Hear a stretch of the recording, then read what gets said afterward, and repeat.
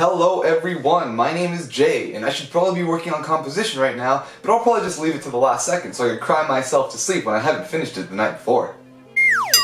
Anyways, welcome to another episode of Did You Know? Composer Edition. If you haven't checked out last week's video on Mozart, I'll leave the link right here so you can go ahead and check it out. If you want to do that right now, go ahead, and I promise you'll only be mildly disappointed. Anyways, today we're going to talk about a composer that's very famous, and if you haven't heard of him, you've probably been buried under a rock your whole life, covered in 10 pounds of cement and a monk meditating on a metal plate. The composer I'm talking about today is good old Ludwig van Beethoven.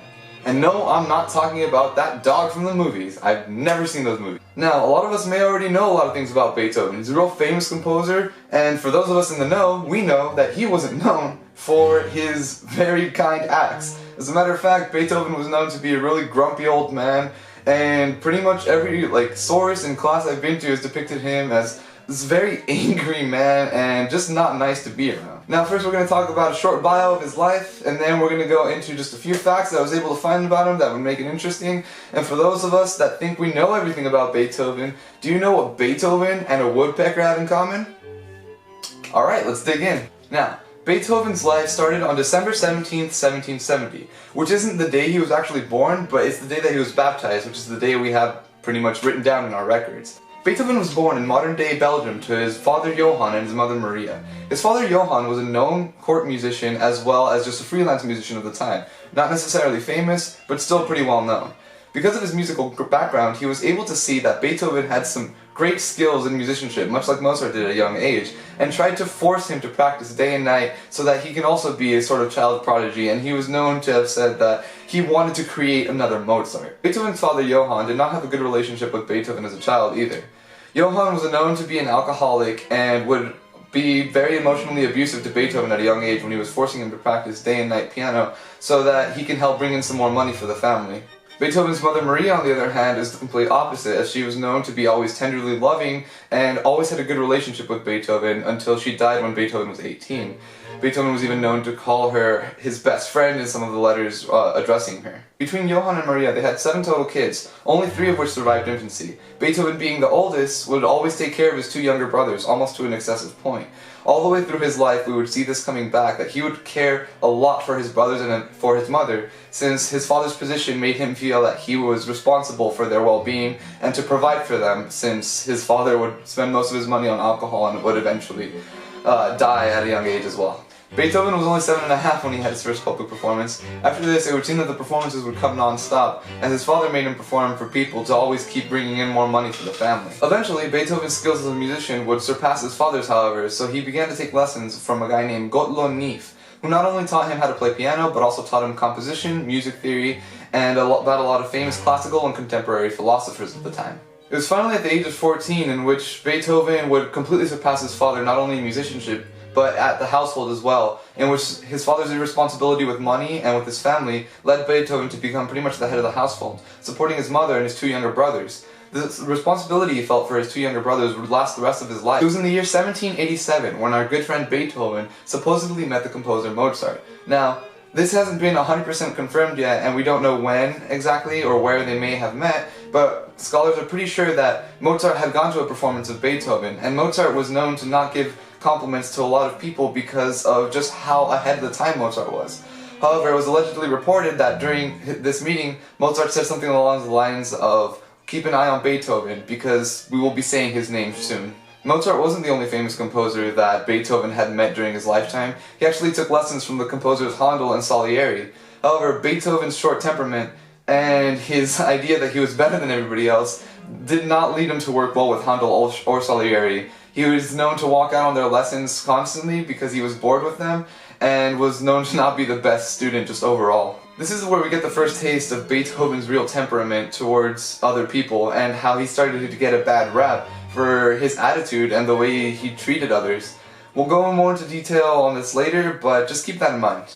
And as a matter of fact, this is a point in which a lot of historians agree that Beethoven's music turned around and started getting a lot better. Because of his hearing issues, Beethoven's friend Johann Malzel began to invent a lot of apparatuses for Beethoven to be able to hear more clearly and to be able to communicate with others easily. One of these apparatuses is, I think it's called an ear horn or an ear cornet, which is just this little horn that he would stick in his ear, and when people talked, he'd be able to hear them a little bit more clearly.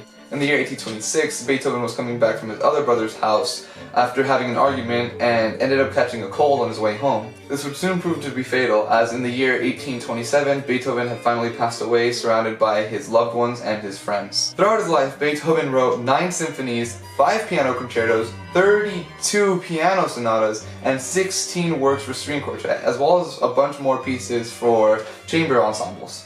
Alright, now let's go over some fun facts about the composer Beethoven. These facts will be in no particular order, and I'm just going to kind of shoot them off at random. Now the first fact was the thing about Beethoven's temperament and how he's known for being this very grumpy man who never got along well with people.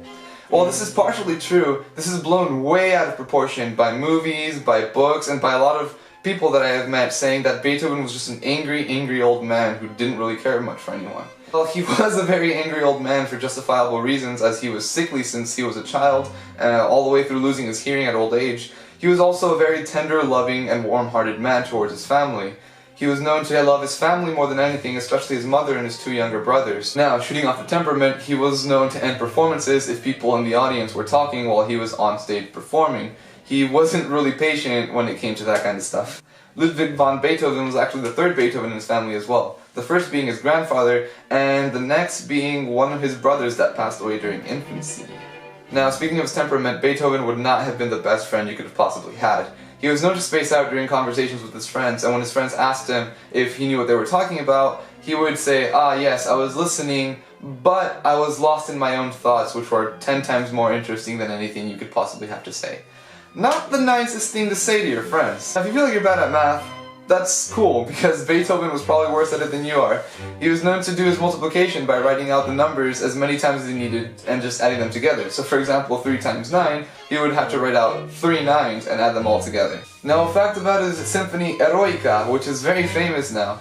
It was originally supposed to be dedicated to Napoleon, as he saw Napoleon as a symbol of revolution and as a symbol of strength to the people. However, this was shortly before Napoleon declared that he was going to try to take over all of France and try to become the new self-appointed absolute monarch, which Beethoven definitely did not take a liking to, leading him to rename his symphony to Eroica after. Now, as a pianist, Beethoven was definitely good at a lot of repertoire, having studied Bach for the majority of his beginning of his life with his father. However, what really set him apart from other pianists was his amazing improvisational skills, which, in pretty much every letter ever written about Beethoven's performances, were seen to be the highlight of any of his performances. Now, with Beethoven's performances, he always had to work hard his whole life. Though he was a successful composer while he was alive, he would always constantly be performing, working on commissions, and always working just to live a comfortable lifestyle. And it was known that at times Beethoven even had to bum off his friends pretty much and be couch surfing just to get by and to have a place to stay. Now, about one of the more famous pieces Beethoven wrote today, Moonlight Sonata. During Beethoven's life, this piece was only known as Sonata No. 14. It was only after his death that a poet named Ludwig heard the sonata and described it as moonlight shining down upon the lake, and the title Moonlight stuck. So as catchy of a title as it was, Beethoven's not the one that came up with it. Now, final fact, tying this back into Beethoven and a woodpecker. Beethoven's 5th Symphony is one of the most famous symphonies ever written and is very identifiable just by the first few seconds of the main theme here.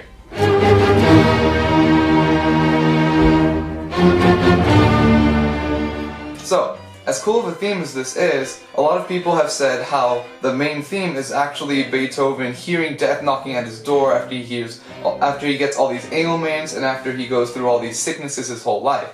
So that sound, dot dot dot dot, dot dot dot dot, is supposed to be death knocking at his door saying, "Alright Beethoven, time to go."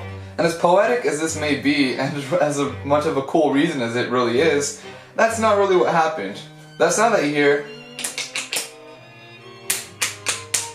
is actually Beethoven just hearing a woodpecker when he was writing the song and using that rhythm as the theme for this. Not as cool as the first one, but definitely a lot more realistic. Alright, thanks for tuning in to this week's video. I hope you really learned something about Beethoven, about his life, and about how he really was as a person. Now, if you like this video, be sure and like and subscribe down below, and share this video with your friends if you think there's something interesting here that they might like. Now, if you didn't like this video, go ahead and leave me a thumbs down, and in the comments down below, go ahead and leave me a comment saying a creative way I can off myself, or how I can improve this video to make it better for your enjoyment. Either one's fine, really. Other than that, you can also leave me a comment down below saying which composer you want me to do next. I still have a few composers lined up, but after I'm done with those, we'll go ahead and get started with the ones you guys are starting to recommend to me. Anyway, you guys, thanks for watching this week, and I hope you guys are also ready for next week's video on the composer that I already have lined up. I hope you guys can handle it. But other than that, guys, thanks for watching, and see ya!